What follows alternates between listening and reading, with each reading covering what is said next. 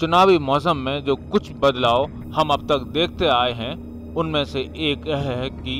अभिनेताओं के नेता बनने की खबरें सुर्खियां रहा करती थीं, लेकिन इस बार के चुनाव कुछ अलग नजर आ रहे हैं। अब तक कोई ऐसी खबर सुनने में नहीं आई है कि अभिनेताओं को अपनी पार्टी में शामिल कराने की राजनीतिक दलों में होड़ लगी हो। खास बात यह भी है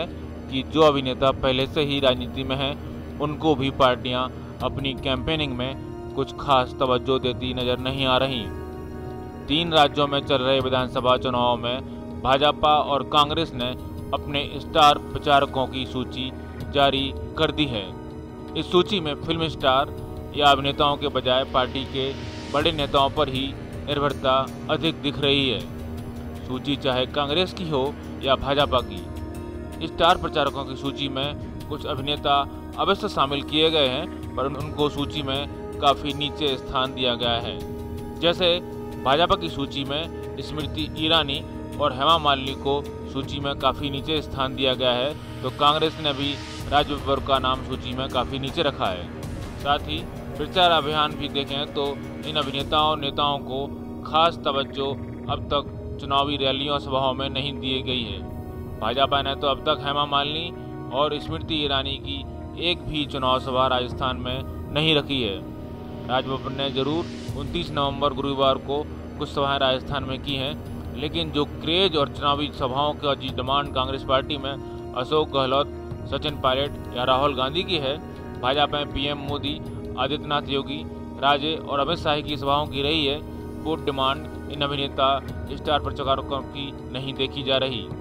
गुरुवार को जरूर जयपुर में राज बब्बर की सभाओं में भीड़ उमड़ती दिखी और राज बब्बर के बयान सुर्खियां बनते दिखे, लेकिन इनसे राजनीतिक माहौल बदलेगा ये तो वक्त ही बताएगा।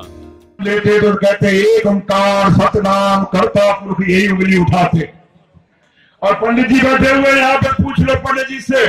जब वो अपने भगवान का नाम लेते हैं तो इसी उंगली से उठाते हैं कि वो भगवान हमारा परमात्मा, हमारा ईश्वर। और मुसलमान भाई भी जब गवाही की उंगली उठाता है तो ये शहादत की उंगली उठाता है।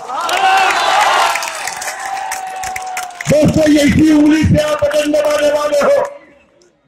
इस नेक उंगली का इस्तेमाल,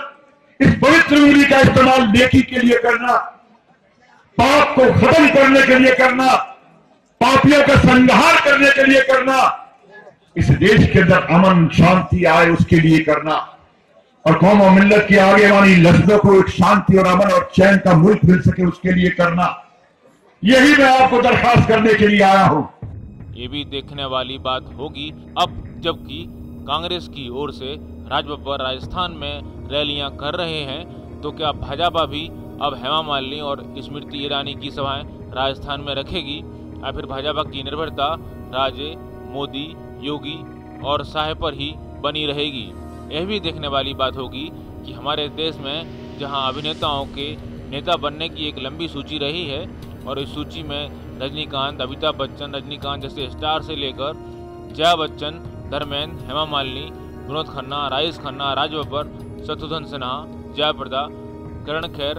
गोविंदा, नगमा, स्मृति ईरानी और चिरंजीवी जैसे नाम ही नहीं बल्कि ऐसे नाम भी रहे हैं जिन्होंने दक्षिण की राजनीति का पूरा नक्शा ही बदल दिया और फिल्म के साथ राजनीति में भी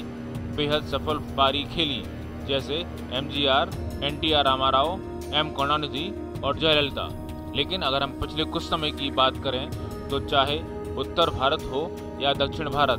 दोनों ही क्षेत्रों में अभिनेताओं के नेता बनने का जनता में वैसा स्वागत और वैसी चाहत देखने को नहीं मिली जैसे कि कुछ समय पहले तक हुआ करती थी। क्या है, माना जाए कि भारत की राजनीति इस मायने में एक नई अंगड़ाई ले रही है, इस मायने में बदल रही है कि नेताओं को अब जनता में अपनी चमक और चाहत बढ़ाने के लिए अभिनेताओं के ग्लैमर का सहारा अब और नहीं मिल पाएगा।